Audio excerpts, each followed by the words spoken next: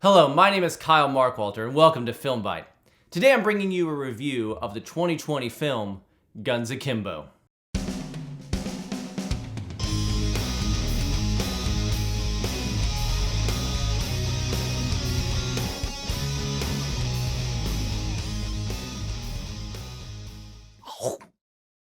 Guns Akimbo was directed by Jason Leigh Halden and had its premiere at the 2019 Toronto International Film Festival.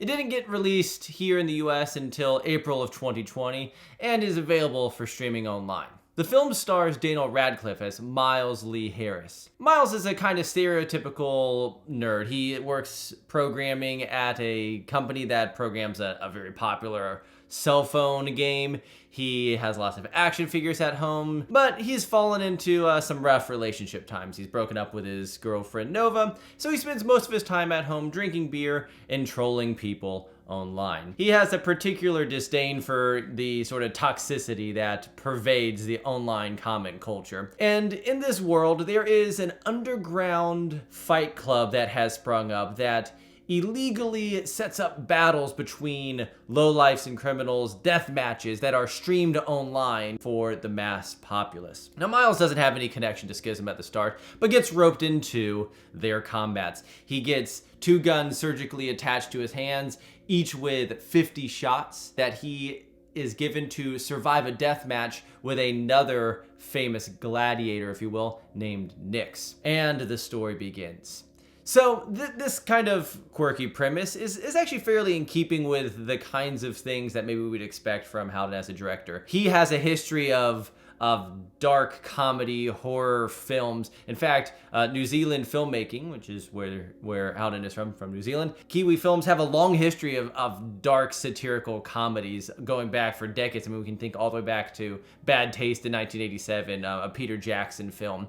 And Halden actually is very familiar with dark comedy sort of horror pieces. Deathgasm from a few years ago, I believe, was his directorial debut, and tried to balance a similar level of sort of dark comedy, humor, action, horror. Guns Akimbo kind of ups the ante a little bit, and the premise is ridiculous on surface level, and it's meant to be. Now, that in and of itself wouldn't be a reason to critique a film, at least critique it negatively, because there's plenty of ridiculous premises that offer lots of rich satire and dark comedy.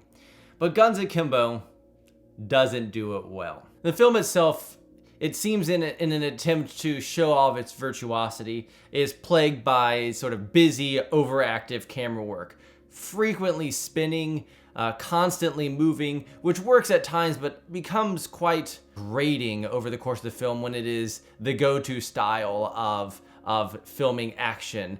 It also is constantly using the very popular slow motion gratuitous violence that we see in lots of films like Deadpool and Kick-Ass and things like that, where this sort of over-the-top, almost comic book style blood splatter is over frequently used to the point of actually making you question sort of what is our sort of moral angle on the satire, the dark comedy that we're looking at here. The attempts at humor are often very surface level, just kind of scraping the top of 21st century internet and video game culture jokes. I mean, it was sort of like they just looked at, well, what are some things that like 21st century, young people say? Filters, old people have trouble with cameras. That is the kind of humor that just constantly gets scattered across the film. Even when it attempts to move outside of that 21st century internet humor, it seems to confuse crassness for comedy much of the time.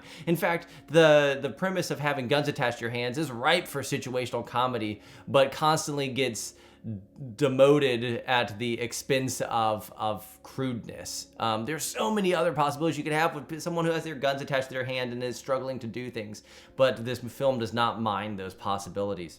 At times also, the internal logic just gets bagged. There are characters that very quickly decide to do something and easily access this thing, and then other characters just don't even think about doing that. Even when in films when there is a ridiculous premise that the logic of that world is different than ours, you at least hope for a level of internal logic that is that makes sense, and this film lacks it. One character, Nix, is supposed to be this badass, never lost a battle gladiator, but struggles against an amateur. I mean, those kinds of things are hard to overlook. At the same time, a film that is about streaming violence online and the addiction, if you will, that people have with violence, a film that is more or less about that uses gratuitous violence, is an interesting balance to strike, and it does not do it well. The ending tries to be somewhat, it seems, moralizing and rope that back in, the moralizing tone that it seems to strike sort of at the beginning. It brings it back in at the end, but after like an hour and a half of glorifying a lot of violence and drug use and toxicity that it seems to, you know, criticize at the very end, and it overall strikes a very ambivalent tone towards even the dark comedy that is trying to reach. I know that may sound like, you know, overly puritanical sort of preaching, but in a film that is a black comedy, that is a dark comedy, that is trying to satirize things, you would hope that there is a little more self-awareness of what is going on, and not just, you know, we're using dark comedy and satire for entertainment, but not really caring about the moral implications of those things. One bright spot is the acting. Daniel Radcliffe does a really great job, and we often think of him as Harry Potter, but he is quite a good actor, and his comedic timing and his ability to get into this absurd character and the situation this character is quite good. Samara Weaving as Nix is very talented and brings a sort of quirkiness and darkness to her role that's really good.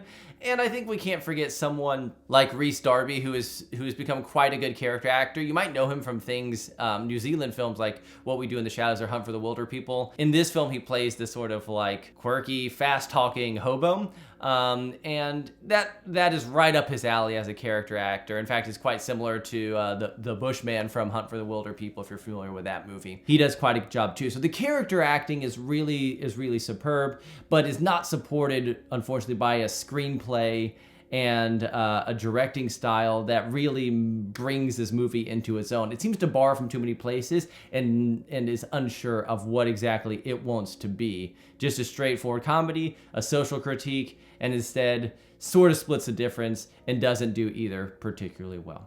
I would give it 1.5 out of 5 stars. Thanks for watching Film Bite. Please subscribe to my channel and check back here for more videos later. See ya.